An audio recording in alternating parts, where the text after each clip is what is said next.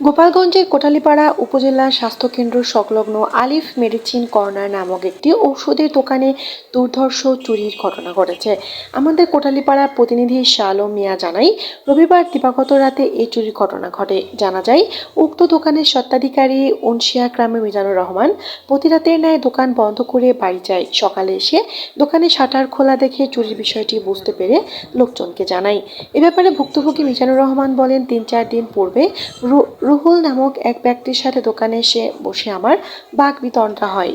এরই জের ধরে টুটুল নামক অন্য এক ব্যক্তি সহকারে এসে আমাকে হুমকি ধামকি দিয়ে যায়। তিনি আরও জানান, হেলথ কেয়ার ও ইনসেপ্টা কোম্পানির বিভিন্ন ধরনের মূল্যবান ওষুধ ও নগদ টাকা সহ প্রায় ৪ লক্ষ টাকার ক্ষয়ক্ষতি হয়েছে আমার।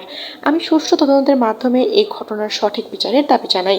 হাসপাতাল সংলগ্ন বণিক সমিতির সভাপতি উপজেলা যুবলীগ সভাপতি ফজলুর রহমান দীপু জানান, এই চুরির কাছে কোনো ব্যক্তি রয়েছে। ফেলে যাওয়া সেলাই রেঞ্চটির বিষয়ে তদন্ত করতে হবে। এই ঘটনার সঠিক বিচার হওয়া দরকার।